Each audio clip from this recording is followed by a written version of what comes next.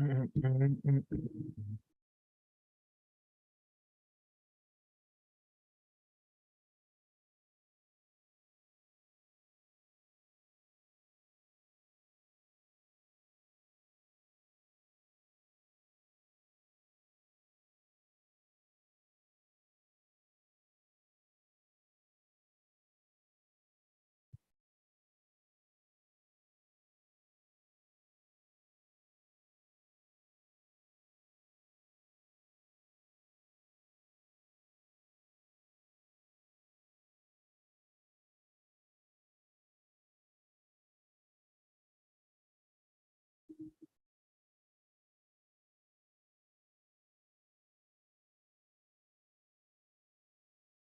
right, I think we are live here.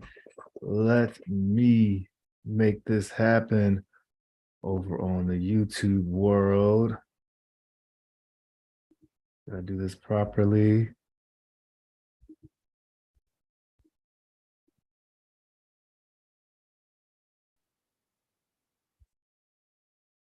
What is going on, everyone? Hello, hello. Welcome to the Life and Transitions Experts podcast. This is a live show today, live every Wednesday at 7 p.m. Eastern Standard Time. We're going live to speak with some professional or to speak to some aspect of businesses that are dedicated to helping families, helping individuals, helping you through those big life changes, stuff that such as estate planning, selling real estate, and other plans that involve changes in your life. Now, I'm Courtney Rollins. I am a certified probate expert and the Durham County, North Carolina probate expert. So a lot of my conversations are geared towards talking about real estate, and particularly real estate that goes through probate and helping families through probate. That's how I make a living, and that's how I am able to hopefully provide value by digging into a niche and having a particular level of expertise in that niche.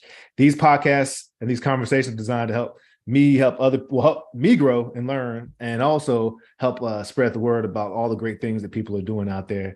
Today, we had an awesome guest who unfortunately had to reschedule, so we're going to have him on. Jerry Marquise, I think he's coming on at the end of January. I saw his updated time frame, so please check back in to check that out. But I'm not going to leave you hanging at all. And so since today the conversation with Jeremy was going to be geared towards cold calling, he is a power prospecting coach and helps tons of people chat and talk on the phone and have productive quality conversations that lead hopefully to conversion and customer satisfaction, and also leads to you making a lot of money. And so since that was the conversation, I also cold call for the last 3 years. That's what I've been doing, just hammering the phone, prospecting as a form of reaching out, being proactive and connecting with folks. And it's no different as far as still need to have quality conversations now that I've dug deeper into the probate niche. The type of conversation, the way I lead or steer the conversation may sound a little different, but the principles are the same. So let's take a look. See if I can share my screen, and we'll take a look at a little slide that I put together that hopefully will help us help you discuss one aspect of sales that is so important. And if you are watching or listening to this on Spotify or Apple Music, of course, I would love that like and subscribe and all that good stuff.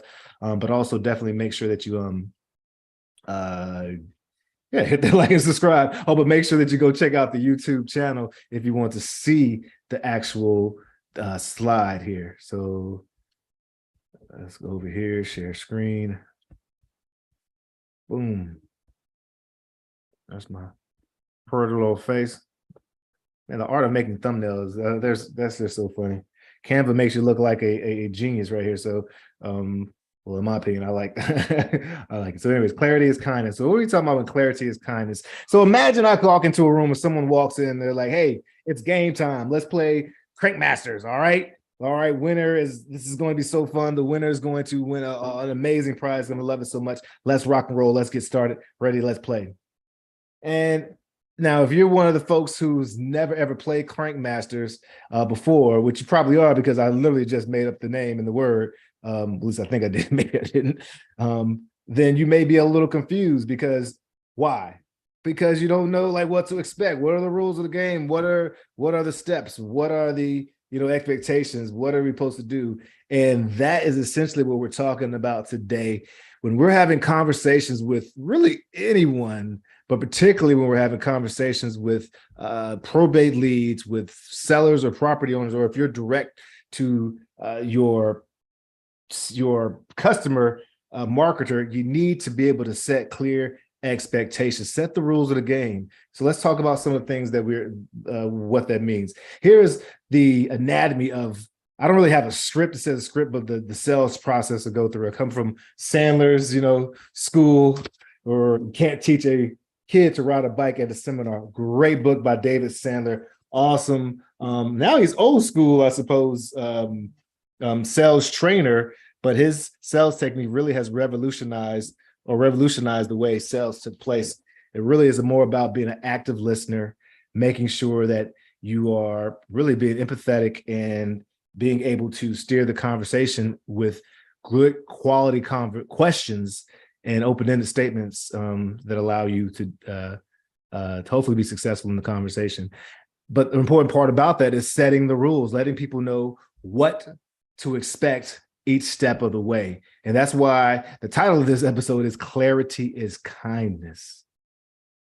We as human beings, I'm about to get on my Tony Robinson, as human beings, we are so, I don't want to say hypocritical, but we're just like, that's not hypocritical. We're just interesting beings. We want opposites sometimes. And of the 6 essential things that we want, one of them is, although we love our autonomy and freedom, we also love boundaries. We love understanding what are the borders, what are the boundaries, what are the rules of the game, because we take games very seriously.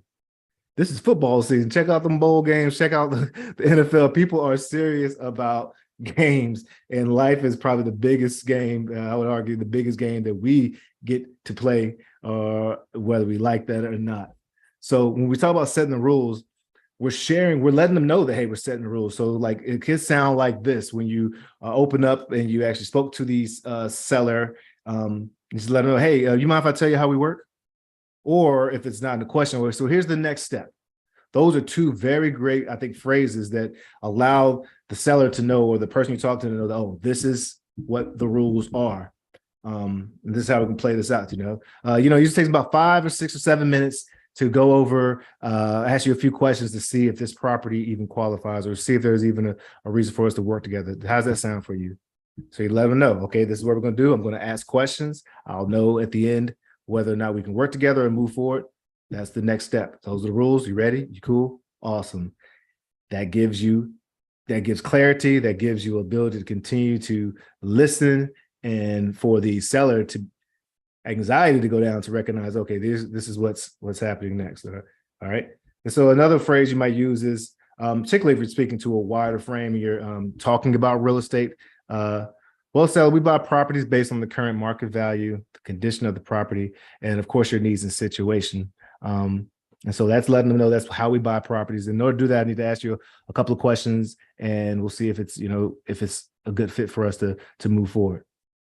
All right. And so again, that's another variation of how to let sellers know, or someone know, what the expectations are.